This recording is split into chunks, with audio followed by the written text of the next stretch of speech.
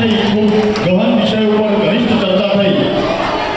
ગુજરાતના વિધાનસભાના સ્પીકરના પીએસ તરીકે ગુજરાતની ખૂબ મહત્વપૂર્ણ જવાબદારી જેમને દાયકાઓ સુધી નિભાવી છે અને એ વ્યક્તિ આ બીડું ઝડપી અને દિવ્યાંગોની સેવા માટેનો આ ભગીરથ યજ્ઞ આદર્યો છે. ત્યારે કોટી કોટી વંદન અને છચ્છર પ્રણામ કરું છું. મા ભગવતી મહાદેવને દેવાદિદેવ ભોળિયાનાથને પ્રાર્થના કરું છું કે એમની શક્તિમાં વૃદ્ધિ થાય અને નિરંતર ઊર્જા મળતી રહે. ક્યાં જગ્યાએ કોઈ તૂટી રહે, કોઈ જગ્યાએ ક્ષતિ રહે તો હાકલ કરજો. મારા જેવા અનેક યુવાનોને 18 વર્ષના કોઈ એક સમાજ એક જ્ઞાતિના અને સનાતન ધર્મમાં આસ્થા અને શ્રદ્ધા રાખવાવાળા તમામ જ્ઞાતિ બંધુ મારા જેવા ગુજરાતની અંદર અનેક યુવાનો તપી જવા માટે પણ આ દિવ્યાંગો માટે તત્પર છે.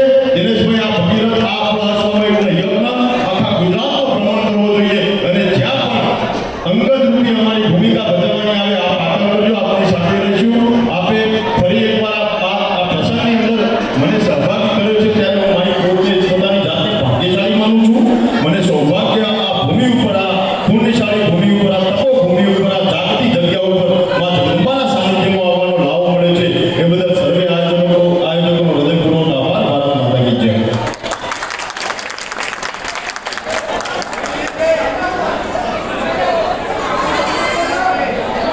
બધાને મજા આવી? મજા આવી હોય તો બે હાથ ઊંચા કરીને બોલો શ્રી કૃષ્ણેશ્વરી. નમઃ પાર્વતી પતે હર હર મહાદેવ.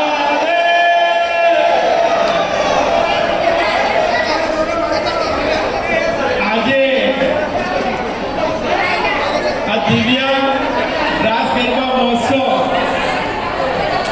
અને એ પ્રસંગે પધારેલા વડનગર ક્ષત્રિય યુવા સમાજના સૌ યુવાન ભાઈઓની ટીમ જેને આજે દિવ્યાંગોની અવિરત સેવા કરીને અમારા બધાના હૃદય જીતી લીધા છે, એવા અમારા હૃદયમાં બિરાજેલા સૌ યુવાન ભાઈઓને માટે એકવાર જોરદાર તાળી થઈ જાય અને એમને પ્રોત્સાહિત કરવા માટે આ ટીમના અધ્યક્ષ આદરણીય શ્રી બારડ સાહેબ પણ અહીંયા આવ્યા છે. એમની શક્તિઓને પણ હું ખૂબ ખૂબ કોટી કોટી વંદન કરું. તમને બધાને આજે પ્રેમપૂર્વક ચોખ્ખા ઘીના લાડુનું સરસ મજાનું ભોજન કરાવ્યું. એવા અમારા પરમ આદરણીય આત્મીય મિત્ર અનિલભાઈ પટેલ કે જેઓ ગાંધીનગર જિલ્લા ભારતીય જનતા પાર્ટીના અધ્યક્ષ તરીકે આખા જિલ્લાનું સંકલન કરીને આખું એ સંભાળી રહ્યા છે. એવા મારા આત્મીય મિત્ર અનિલભાઈ અને એમના પરિવારનો પણ હું હૃદયપૂર્વક ખૂબ ખૂબ ખૂબ આભાર વ્યક્ત કરું છું. જમવાની બધાને મજા આવી હતી? વચ્ચેથી બોલો, જમવાની મજા આવી હતી? જમવાની મજા આવી હતી?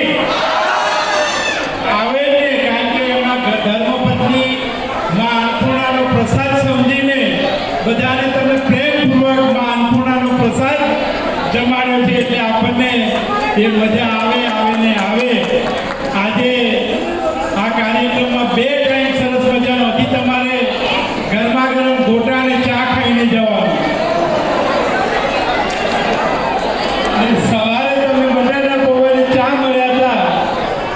એ અમારા શ્રીજી ટ્રેનિંગવાળા શૈલેષભાઈ અને અનિલભાઈના શિષ્ય અનિલભાઈ જોડે ભણેલા એટલે ગુરુને ચેલો આજે આખો દિવસ ખૂબ સારું તમને બધાને ભોજન આપ્યું. એ બદલ શૈલેષભાઈનો પણ હું હૃદયથી આભાર માનું છું. આ સ્ટેજ ઉપર ઊભા છે અમારા ટ્રસ્ટના ટ્રસ્ટી આદરણીય શ્રી ભરતભાઈ પટેલ, ગાયત્રી મંડપ ડેકોરેશન, એ પણ આ સેવામાં સદાય તત્પર રહ્યા છે. એમનો પણ આભાર માનું છું. આ સિવાય દિવ્યાંગ બેન કમળાબેન, એમને પણ સહયોગ આપ્યો. મારા ભરતભાઈ, અશ્વિનભાઈ, એમની સમગ્ર ટીમે પણ આ કાર્યક્રમને ઉજળો બનાવવા માટે જે મહેનત કરી છે એમને પણ હું કોટી કોટી વંદન કરી એમનો આભાર માનું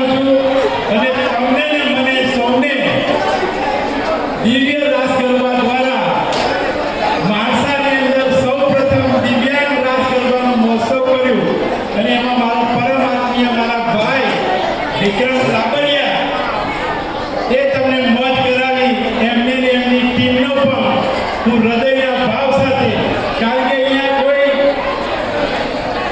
પ્રોફેશનલ રીતે નથી આવ્યા, એક પરિવારજન તરીકે આવ્યા છે અને એમની જિંદગીમાં એમની લાઈફમાં પણ સૌ પ્રથમવાર આ દિવ્યાંગ રાસ ગરબામાં દિવ્યાંગોને ગરબે ગુમાવવાનું એમને યશ પ્રાપ્ત થયો એવા વિક્રમભાઈનો પણ હું આભાર માનું છું.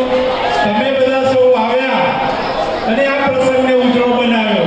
જો તમે ના આવ્યા હોત તો આ દિનેશભાઈ આ બાપુ કે વિક્રમભાઈ કે અનિલભાઈ આ કાર્યક્રમનું આયોજન કરી શક્યા ન હોત. એટલે તમારા હૃદયમાં બેઠેલા દિવ્યાંગોના ચરણોમાં પણ મારા કોટી કોટી વંદન કરું છું અને તમારો પણ હું આભાર માનું છું. જ્યારે પણ માણસા આવો ત્યારે આ આનંદીમાના બદલાને તમારું પિયર સમજીને ગમે ત્યારે તમારે આ બદલામાં આવવાની તમને બધાને છૂટ છે. અને તમે મને યાદ કરશો તો તમારો ભાઈ જ્યારે બોલાવશો ત્યારે તમારી વચ્ચે તમારા કાર્યક્રમોમાં અવશ્ય હાજર રહીશ એવા ભાવ સાથે આજે વિક્રમભાઈને વિદાય આપીશું ને. એકાદ ગરબો ગાવો છે નહીં? એકાદ ગરબો ગાવો છે. એ સમેળો